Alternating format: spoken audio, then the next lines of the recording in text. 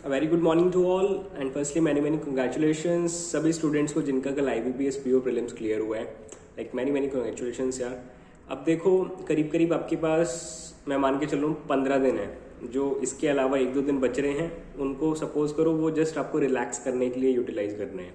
15 दिन मान के चलो। अब मैं सीधा स्ट्रेटेजी पे आ जाता हूँ कि इन 15 दिनों में आपको किस तरीके से IBPS PO मेंस क्लियर करना है। देखो लास्ट ईयर मैंने PO mains IBPS PO mains दिया था और क्लियर भी करके इंटरव्यू भी दिया था, सब दिया था।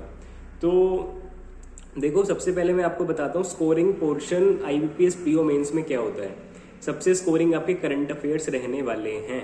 लास्ट ईयर का मैं अगर आपको बताऊं 40 क्वेश्चन आए थे और 33 क्वेश्चन ऐसे थे जो मुझको 100% आते थे।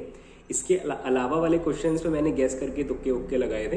तो मुझे जितना याद है 32 अराउंड मेरे मार्क्स आए थे, कुछ ऐसा हुआ था out of 40 in current affairs. अगर हम इसको SBI PO से कंपेयर करें, SBI PO का जो करंट होता है थोड़ा डिफिकल्ट आता है, बट अगर मैं लास्ट ईयर की बताऊं तो last year IBPS PO mains में करंट अफेयर्स IBPS क्लर्क से भी इजी आए थे, ईजियर साइड पे था। तो ये मान के चलो करंट अफेयर्स को एटलीस्ट आपको दिन में 3 से 4 घंटे देने हैं। जितने ज़्यादा बार रिवाइज कर सको उतना रिवाइज करना है। अब मैं कोई सोर्स फॉलो करने के लिए नहीं बोलूँगा, आप जिस भी सोर्स को फॉलो करते आ रहे हो उसी को मल्टीपल टाइम्स रिवाइज करो। या फिर अगर अभी आपने स्टार्ट नहीं करा है तो देखो अब इन 15 दिनों में आप बिल्कुल आखिरी के 5 मंथ्स को याद करने बैठोगे अफेयर्स क्लाउड से, तो वो नेक्स्ट टू इम्पॉसिबल है। आप एक बार पढ़ लोगे बट रिवाइज नहीं करोगे तो कुछ फ़ायदा नहीं है। उससे बेटर ये रहेगा किसी फैकल्टी को फॉलो कर लो और उसने हर मंथ के जो भी टॉप 200 टॉप 300 MCQs कराए हैं वो आप याद कर लो। ये करो फॉर करंट अफेयर्स यार। बट करंट अफेयर्स को छोड़ के बिल्कुल नहीं जाना। अब जितना टाइम अभी स्टूडेंट्स मोस्टली मिस्टेक क्या करते हैं, क्वांट्स रीजनिंग को टाइम देते हैं पर करंट अफेयर्स को टाइम नहीं देते। इस particular PO mains IBPS PO mains के लिए आपको करंट अफेयर्स को इक्वल टाइम देना है। यकीन मान के चलो करीब 80% कंटेंट वहीं से आ जाएगा जहाँ से आप पढ़ के जा रहे हो। इजी क्वेश्चन आते हैं बिल्कुल IBPS में 1 वर्ड वाले, सीधे ऑप्शंस देख के आपको आंसर पता लग जाएगा मुझे इसमें क्या टिक करना है, क्वेश्चन पढ़ने की नीड भी नहीं पड़ेगी। ये करना है। और बात करते हैं रीजनिंग और क्वांट्स की। देखो क्वांट्स इसमें डिफिकल्ट आती है नो डाउट। जिसने अभी SBI PO मेंस दिया है, जो मैंने लास्ट 2 ईयर्स में फेस किया, जो मैंने फॉलो किया, जो मैंने नोटिस किया, IBPS PO मेंस की क्वांट सबसे डिफिकल्ट आती है। इनफैक्ट SBI PO से भी डिफिकल्ट मुझे IBPS की क्वांट्स लगती है, क्योंकि एक तो रीज़न है सेक्शनल कट ऑफ होती है। सेक्शनल कट ऑफ क्लियर करना काफ़ी स्टूडेंट्स के लिए मुश्किल पड़ जाता है।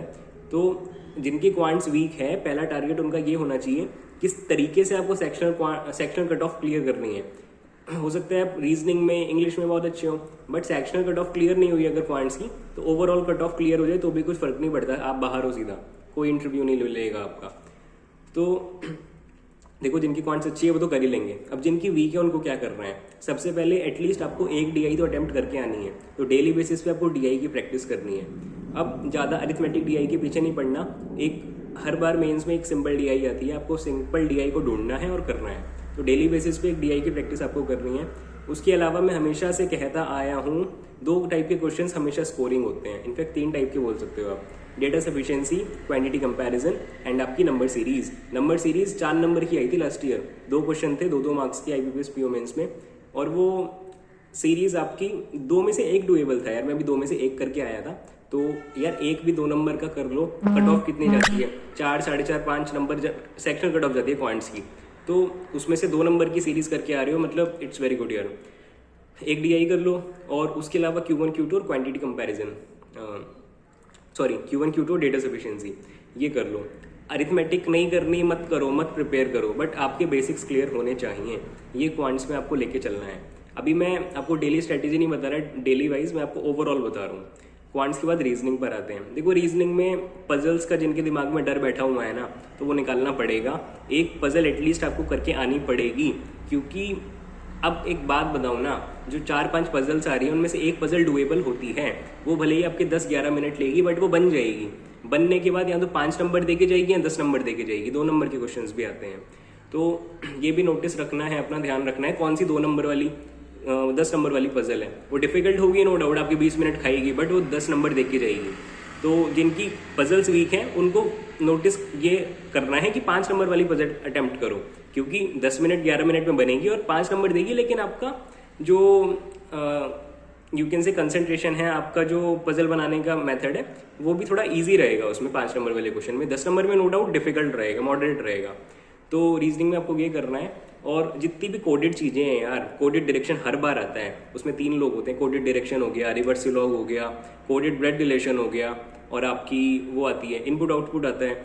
इनपुट आउटपुट मैंने अब तक जितने मेंस दिए हैं ना यार, मतलब सिंपल लॉजिक मिला है। कभी वोवल कॉन्सोनेंट का होता है, कभी +-3 +-1 का होता है, लाइक सिंपल होता है, बिल्कुल ईजिली बन जाता है। वो केवल ना खौफ हमारे दिमाग में बैठा हुआ है इनपुट आउटपुट को लेके। तो इनपुट आउटपुट में थोड़ा प्रैक्टिस कर लो डेली बेसिस पर। मैंने क्वांट्स में बोला है आपके DI की प्रैक्टिस करनी है, और रीजनिंग में बोला है डेली बेसिस पर पजल्स की, सिटिंग की और इनपुट आउटपुट की रोज प्रैक्टिस करो यार।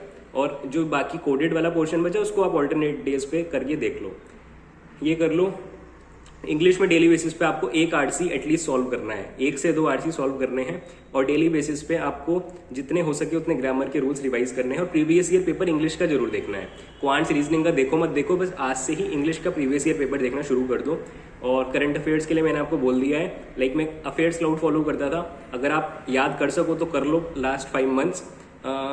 मैं गारंटी दे सकता हूँ लाइक 30-32 क्वेश्चन इजीली कर पाओगे यार अफेयर्स क्लाउड के 5 महीने अगर लास्ट के याद कर लिए।